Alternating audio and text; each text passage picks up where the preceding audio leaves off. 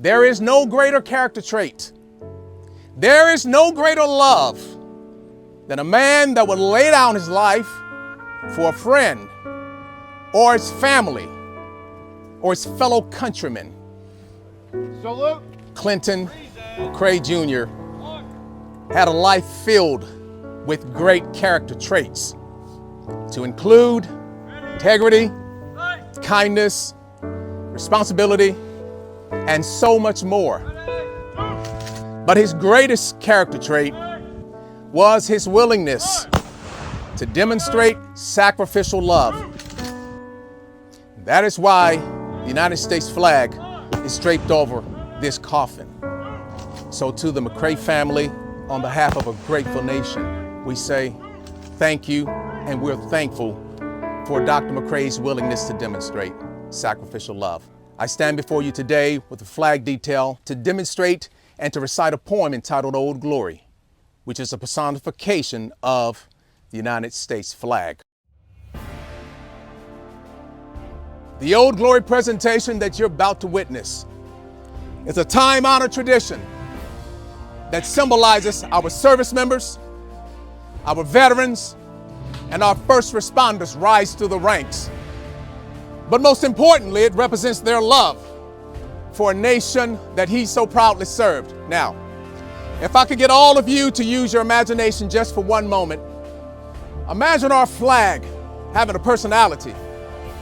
What type of attitude and swagger do you think it would have?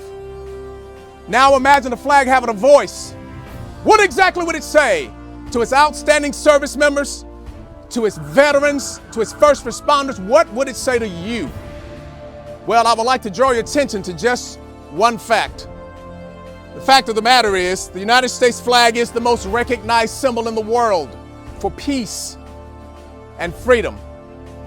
And my friends, when it comes to freedom, well, freedom is not free. It comes with a price paid for by our prisoners of war, our missing in action. We have over 80,000 missing in action personnel right now, today, by our veterans who have accumulated countless injuries and disabilities, and our outstanding service members who are serving around the globe in defense of our great nation. So let there be no doubt that we believe that if this flag could speak, it would say, I am the flag of the United States of America, but my name is Old Glory. I fly atop the world's tallest buildings, and I stand watch in America's halls of justice. I fly majestically across the great institutions of learning, and I stand guard with the greatest military power in the world. Look up and see me. I stand for peace, truth, honor, and justice. I stand for freedom. I am confident, I am brave, I am proud, and I am ready. When I'm flown with my fellow banners, my head is held a little higher and my colors are a little truer. Except for my God above, I bow to no one. I am recognized all over the world. I am sovereign. I am saluted. I am respected. I am honored. I am loved. And yet I am feared.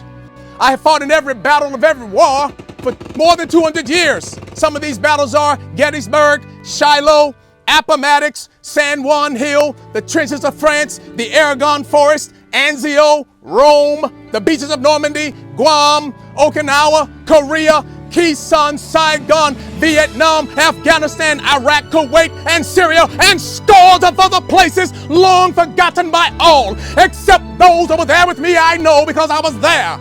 I led my special operations forces in the quiet of the night, and at the tip of the spear, I saw them fight fearlessly around the globe every day of the year. I watched over them even during the casualties of Desert One, and they still loved me.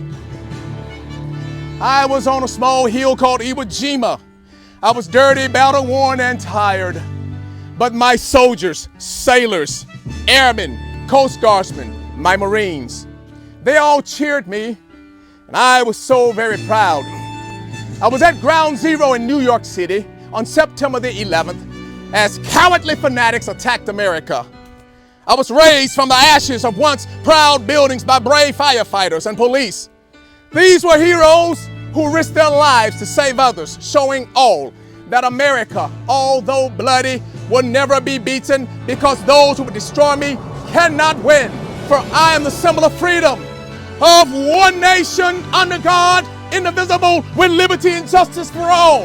I have been soiled, burned, torn, and trampled on in the streets of my own country. And when it is done by those whom I have served with in battle, it hurts. But hear me today when I say, I will overcome because I am strong.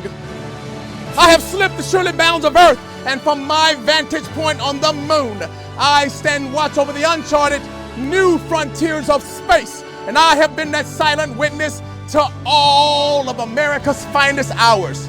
But my finest hour comes when my stripes are torn into strips to be used as bandages to cover the wounds of my fellow comrades on the field of battle. And also when I fly at half-mast to honor my soldiers, sailors, airmen, Coast Guardsmen, Marines, and Guardians. But most importantly, when I'm placed into the trembling arms of a grieving wife at the gravesite for her fallen husband. I'm so very proud. My name is Old Glory. Long may I wave, dear God. Long may I wave. Job well done, Elder Clinton McRae Jr. It is finished. God has spoken. Let the church say, amen.